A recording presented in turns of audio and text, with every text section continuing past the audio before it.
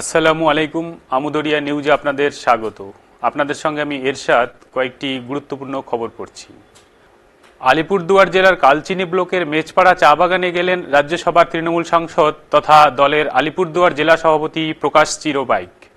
শুক্রবার তিনি এই চা বাগান গিয়ে চা শ্রমিকদের নিয়ে একটি গেট মিটিং করেন।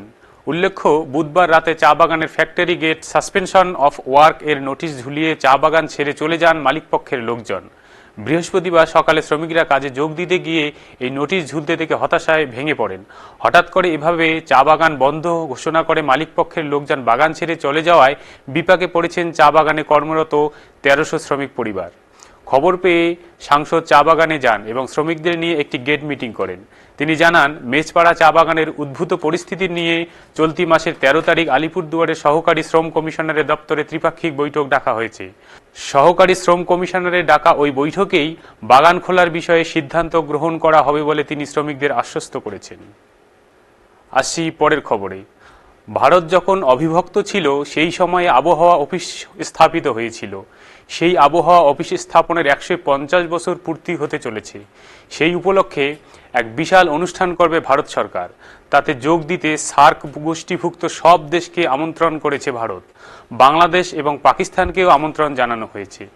পাকিস্তান যোগ দেবে বলে জানা গিয়েছে। বাংলাদেশ এখনও কিছু জানায়নি বলে খবর দিয়েছে সে দেশের সংবাদ মাধ্যম। এই উপলক্ষে ১৫০ টাকার একটি স্মারক মুদ্রা বাজারে ছাড়া হবে। আগামী ২৬শে জানুয়ারি ভারতের প্রজাতন্ত্র দিবসের প্যারেডের আবহাওয়া অফিসের ট্যাবলো প্রথমেই অংশ নেবে বলে জানা যাচ্ছে। আসি পরের খবরে। পর্ন স্টার স্টর্মি ড্যানিয়েলসকে ঘুষ দেওয়ার ঘটনায় সাজা ঘোষণার উপরে স্থগিতাদেশ চেয়েছিল ডোনাল্ড ট্রাম্প, কিন্তু তার আর্জি খারিজ করে দিল সে দেশের আদালত। শুক্রবার তার আবেদন খারিজ করেছে আমেরিকার শীর্ষ আদালত। ফলে প্রেসিডেন্ট পদে শপথ গ্রহণের আগে সমস্যা বাড়ল ভাবি মার্কিন প্রেসিডেন্টের।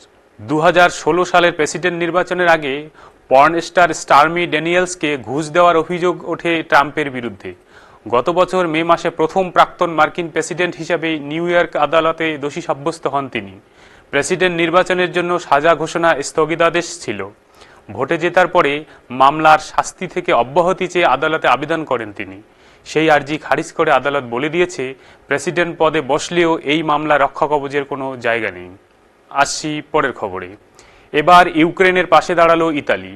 শুক্রবার ইতালির প্রধানমন্ত্রী জর্জিয়া মেলোনির সঙ্গে বৈঠক হয়েছে ইউক্রেনের প্রেসিডেন্ট ভ্লাদিমির জেলেনস্কির। ৩ বছর ধরে রাশিয়ার সঙ্গে যুদ্ধ চলছে ইউক্রেনের।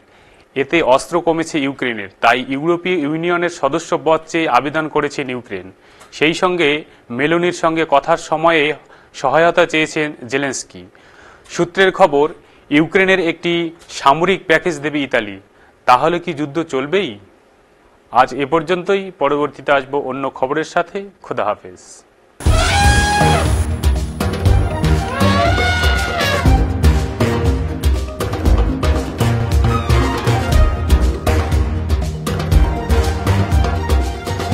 আসছে হাতিও অভিযান।